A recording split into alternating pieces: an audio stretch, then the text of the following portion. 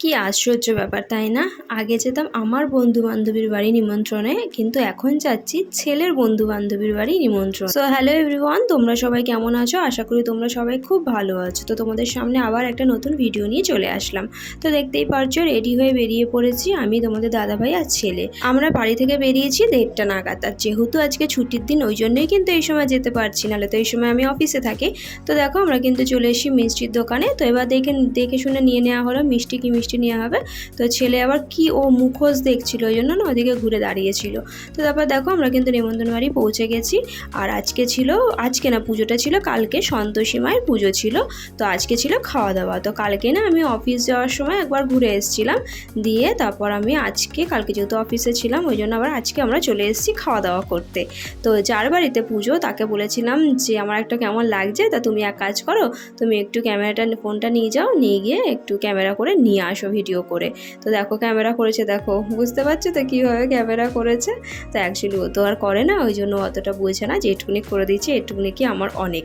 তো তারপর আমরা কিন্তু ঘরে দাঁড়িয়েছিলাম, তো ওই জন্য ওকে বলছিলাম যে একটু করে দাও, কারণ আমার ভিডিও কে করে দেবে ওখানে। তো ওই জন্য আবার আমাকে করে দিচ্ছিলো, আর আমি ওকে বলছিলাম যে একটু ঘুরিয়ে ঘুরিয়ে এদিক ওদিক করো। অনেক দিন পর ছেলে ওর বন্ধু বান্ধবী সব কিন্তু একসাথে হয়েছে, তার সাথে আমরাও অনেক দিন পর একসাথেই হয়েছি। তো দেখো আমরা তারপর না খাওয়া দাওয়ার ফাঁকা ছিল জায়গা, তো ওই জন্য আমরা খাওয়া দাওয়ার আগে বসে পড়েছি, জায়গায় খাওয়া দাওয়া করে নিই। ভিডিও করছিলাম বলে ওদেরকে একটু তাকাতে বললাম, তো ওরাও হাই করে দিল তোমাদের। তো তোমাদের দাদাভাই না এখান থেকে বাড়ি যাবে, একটু রেস্ট নেবে, তারপর কিন্তু আবার সন্ধ্যাবেলায় কাজে যাবে, ওই জন্য আমাদের একটু তাড়াহুড়াটা ছিল। তো আজকে প্রসাদে ছিল পোলাও, আলুর দম, পায়েস আর বোঁদে।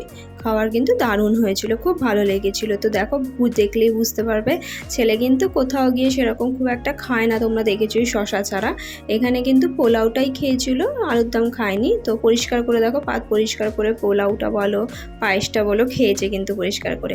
তো তারপর দেখো খাওয়া দাওয়া সেরে আমরা ঘরে চলে এসেছিলাম, এবার বলে বেরিয়ে যাব। তার মধ্যে দেখো ছেলে ওর বন্ধুদের সাথে একটু বসেছিল, কারণ অনেক দিন পর ওদের সাথে দেখা হয়েছে। তো ওরা একটু গল্প করে নিক, একটু মজা করে নিক, আবার কবে দেখা হবে না হবে। ছেলে না আসতে চাইছিল না, কারণ সেরকমভাবে তো সময় কাটাতে পারিনি, গিয়েছি একটু বসেছি, খাওয়া দাওয়া করেছি, দেখা করে চলেই এসেছি।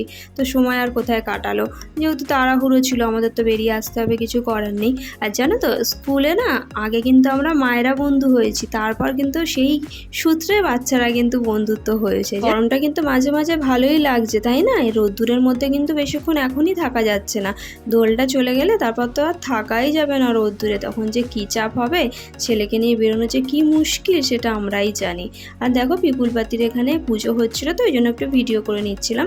আর দেখো সেই শিব পুজোর যে মেলা বসেছিল না, তোমাদের দেখিয়েছিলাম ভিডিওতে, তো সেই মেলার এখনও কিন্তু বাদাম জিলেপির দোকান রয়েই গেছে। তো দেখো আমরা কিন্তু বাড়ি চলে এসেছি। তো আজকের ভিডিওটা এই পর্যন্তই, তোমাদের কেমন লাগলো অবশ্যই জানিও। আর ভিডিওটা ভালো লাগলে লাইক কমেন্ট শেয়ার করতে ভুলো না কিন্তু। Bye bye.